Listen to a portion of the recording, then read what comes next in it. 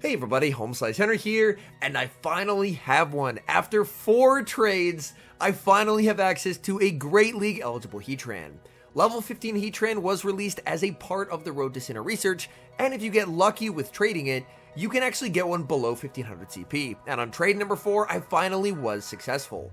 So, I gave it Magma Storm, double moved it, and today I'm going to be testing it out with a fun team in the Great League to see what this Pokemon can do now that for the first time ever, it's eligible for the Great League. So without further ado, let's check out Great League Heatran. Hopping to the first match, picking up a tough lead Como-O versus Defense Deoxys. Defense Deoxys is a massive core breaker for this team, as it hits for super effective damage into every single team member. I'm staying in here, firing off the Dragon Claw, opponent is going to no shield, and they are just shy of the back-to-back Psycho Boost. I'm going to be shielding up the first, I do need to protect some HP, opponent save switches into a Wigglytuff, and now enter Wigglytuff's worst nightmare, Great League Heatran. Heatran is double resisting these charms, meaning the opponent has basically no fast attack pressure. They can fire off either a Disarming Voice or an Icy Wind, it's not gonna matter. Wigglytuff just gets absolutely bullied by Heatran as it gets the full farm down. In comes the Deoxys, they're going for a Psycho Boost. Psycho Boost is resisted, it's not gonna be enough to knock out. Unfortunately, due to the fact that I'm debuffed, this Magma Storm is not going to be enough to knock out either. So the Magma Storm is going to connect, opponent is gonna send in a Shadow Granbull, and right off the bat, we're going up against Double Charm, but they baited out the Heatran, so now it's all up to Dugong. I'm gonna need Dugong to debuff again and again and again versus this Granbull. It looks like Granbull is just gonna try and commit to a full farm down. They don't want to give me any extra Ice Shards. I'm able to apply a double debuff. They're going to get the full farm down, and now I need to live a charm, and I barely do thanks to those 2 debuffs. This Dragon Claw will KO. Can I survive the counters from the Deoxys? Yes, I can, and against all odds, we're able to take the win. Moving into the next match, leading Como-O into Skeledirge. This is not a terrible matchup for the Como-O as long as shields are up. I'm farming up, and I'm going to be firing off the Dragon Claw. Dragon Claw will get my opponent pretty low, so they will commit the shield. They have to throw when they make it to 100, so I can just throw one Dragon Tail and switch into my Dugong, not only getting a sneak, but getting a catch as well. Opponent is going to bank a ton of energy, and they send in Lantern. They were waiting there trying to catch a potential Icy Wind because their Skeledirge was low enough that an Icy Wind could have knocked out, but I hold on to the energy, and now I get to make it to double Drill Run versus this Lantern. Lantern has basically been entirely neutralized by the Dugong. They're going to wait until they get to 1 HP and fire off the Surf. I send in Como-O, I exit with a Dragon Claw, and I win charge attack priority over the Skeledirge. That is very, very nice. Opponent, they do have the back-to-back charge attacks, so they're going to be shielding. They have to go down 2 shields, but they can get those 2 shields right back. I thought about catching, but as we see there, my opponent actually ends up waiting there to make sure that I start the Dragon Tail. In the back, it's Trevenant. In comes Heatran. Trevenant farming up, going for charge attack priority, but you do not win charge attack priority versus Heatran. Get that tree out of here. In comes the Skeledirge. It gets Fire Spin down, and that is a good game. Moving into the next match, getting Como-O into a Poliwrath. I haven't seen a Poliwrath in the Great League in ages since Annihilape came out, as Annihilape just completely destroys the thing. Opponent is going to fire off the Icy Wind. They save switch into Wigglytuff. What is with these Wigglytuff save switches? Unfortunately, the charm does register, and that means that I've already taken a ton of damage on the Como-O. They're going to go for the Icy Wind. I'm going to fire off the Magma Storm, and after this, I should be able to just farm down. They did get the Icy Wind off first, but all that's going to mean is just extra farm for the Heatran, as Charm just does nothing to this thing.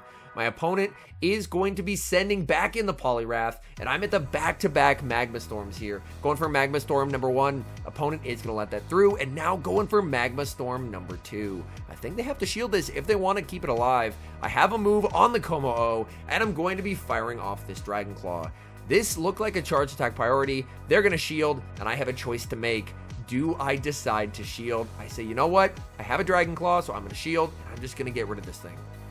I'm just going to get rid of the Poliwrath and hope that Dugong can do well in the back. In the back, it's Charge-a-Bug, And unfortunately, this is game over for me. As the Charjabug, as long as they overfarm correctly, I no longer have a way to win this game. And at the elo range that I'm at in the 3200s, opponents are just going to play correctly. So the Icy Wind to debuff their attack, but they can farm up and play 2 charge attack priority there. And they are going to be able to make it the X-Scissor here to pick up the KO. And then make X-Scissor number 2. So very unfortunate. The team is just very, very weak to the Poliwrath. Tried to do what I could, but unfortunately, Charjabug is able to take the win. Moving into the next match, we've got a bit of a tricky lead, leading Como-O into Mantine. I'm actually going to throw the Dragon Claw on alignment here. I'm expecting the opponent to try and go for good timing. I want to just get some damage, and then I can save switch into the Dugong, and they're actually going to go for some chip damage with the Aerial Ace. And the sky has shifted. I was recording these during the Sinnoh Tour, so you are going to see the sky periodically switch from normal to the, I think it's called the space-time distortion there, as a part of the event. So occasionally we do get a very cool background during the odd hours. My opponent sends in Greninja, and I am so happy to bait out Greninja here. I haven't seen Greninja in quite some time, so it's cool to see someone still using it. The Night Slash, not going to KO, and I'm going to go for the Icy Wind. If my opponent shields this, I'm aggressively switching, because my clock should be up, and theirs is not. They're forced to fire off energy. They're debuffed, I resist everything, so I'm able to withstand the Hydro Cannon. Opponent, they can send in the Mantine if they want to, but I think I can live 3 wing attacks. It's going to be close, and I live the 3rd wing attack on 1 HP. Oh my goodness. They're going to send in Lickitung and Snipe, and in the back, I have the Heatran. Now, Heatran is a complete wall to the charge attacks from Lickitung, but this is where the licks can really start to add up and potentially be a problem. As you can see from the stats that I got on the Heatran, it's below 1500, but it's very attack weighted. So there's probably some defense bulk points in various matchups that I'm missing, just due to the fact that I'm very, very attack weighted. The Magma Storm is going to get the shield, and now I'm in a bit of an interesting spot. My opponent will be able to outpace. I think I have to throw one more, wait, try and go for the catch, and I end up catching the attempt at a combo play. Oh my! And with that catch, Heatran gets the farm down, exits with energy, and wins charge attack priority over the Lickitung. That end game got scary, but Heatran able to take the win. Next match, we queue into a fellow content creator Tho Technical and see a good lead Como-O into Giratina Origin.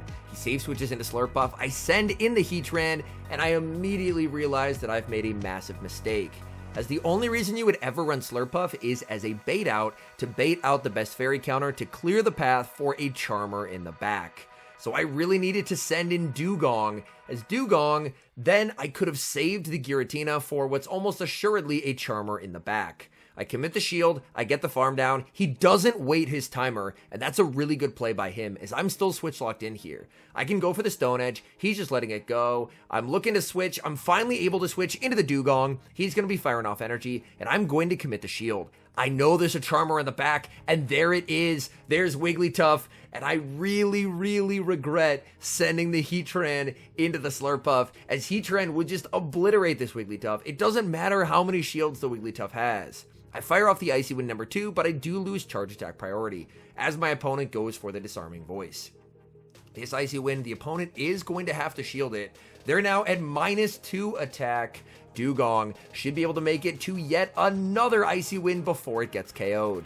So my opponent here now at -3 attack. The question is, does that actually allow me to survive a Disarming Voice? I'm going to send in the Como-O. He waits to make sure the Dragon Tail starts, and he's going for this Disarming Voice. If I can snipe, I can win. The Fire Spin does not KO, and unfortunately, I lose the game. If the Fire Spin KO'd there, I had the Dragon Claw, and I could have knocked out the Giratina, but the Wigglytuff barely able to hang on, so GG's to Mr. Tho.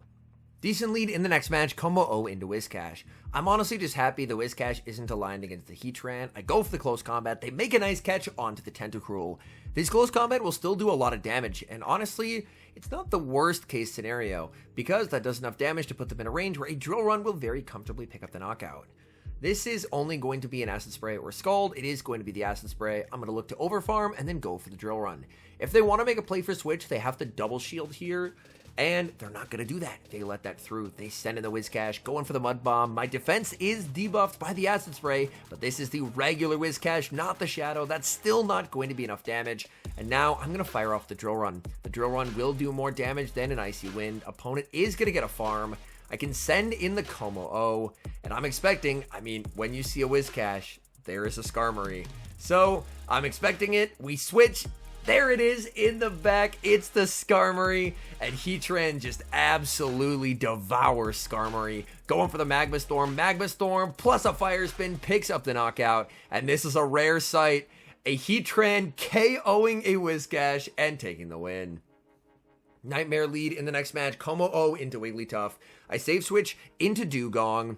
The game stuttering quite a bit. Unfortunately, the game state for battling was not the best during the Sinnoh Tour hours. The Icy Wind is going to connect. Opponent now going to send in Sableye. Sableye farming up, going for the foul play before I'm able to fire off the Icy Wind on good charge attack timing. The foul play is going to connect, and it actually looks like that was somehow charge attack priority. They should have outpaced there by one turn, but again, game state was not amazing during these battles. I'm going to send in the Como-O. I can tank a debuff return, but the interesting thing here is they actually end up going for the foul play. So I wonder if potentially it's a purified Sableye and they actually put Power Gem on it. I have seen a couple of those, people just trying to bait them into thinking that it's return and then actually having that move. I send in the Heatran into the Wigglytuff. The Wigglytuff is just going to be debuffing with an Icy Wind and switching out. Let's see what's in the back. It's Mandibuzz. I do have Stone Edge, so I'm going to fire off the Stone Edge. This is going to do a lot of damage even when debuffed. The opponent is going to commit the shield.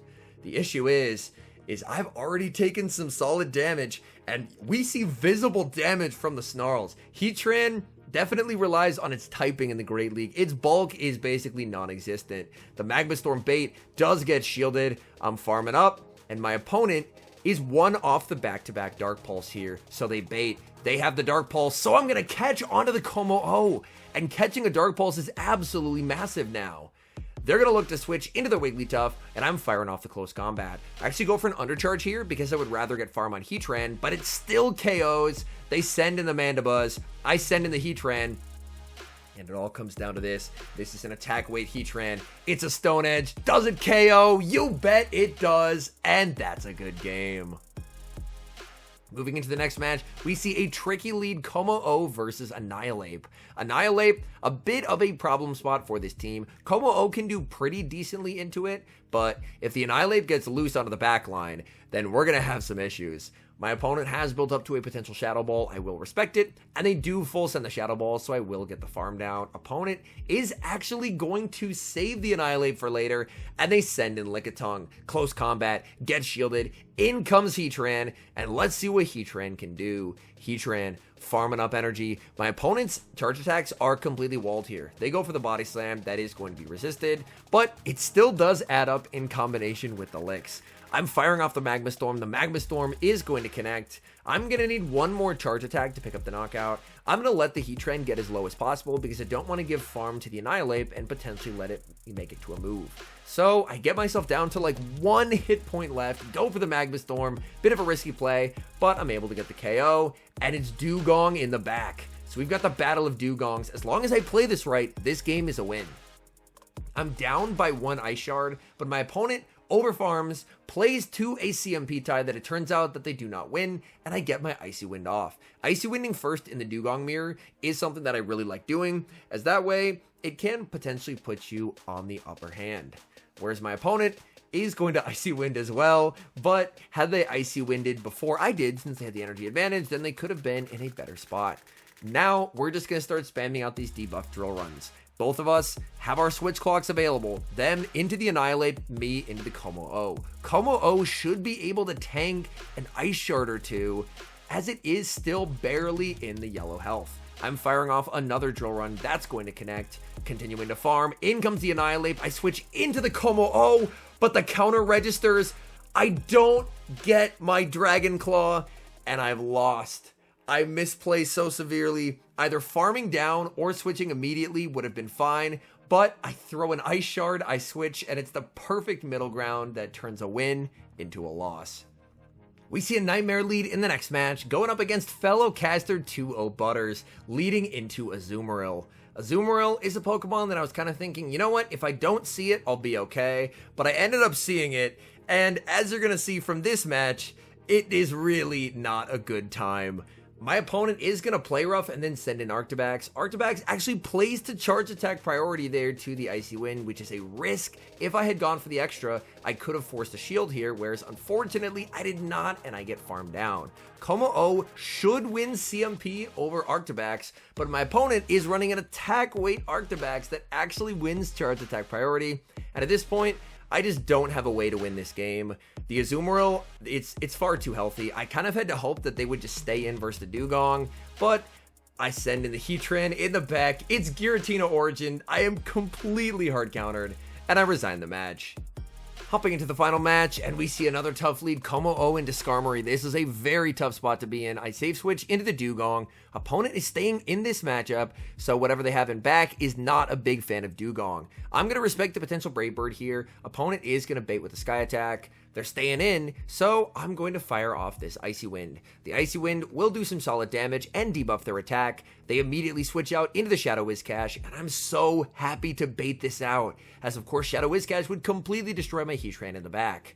I apply an immediate debuff with the Icy Wind, and this should barely allow me to tank 2 Mud Bombs. They go for Mud Bomb number 1, they go for Mud Bomb number 2, but they throw on alignment, giving me an Ice Shard for free. This is helpful, as now I can go for the Drill Run, which does more damage than an Icy Wind, and it might KO. Let's see, Drill Run picks up the knockout, and we win a crucial switch advantage, as now they can send in the Skarmory, but the Skarmory is completely walled by the Heatran.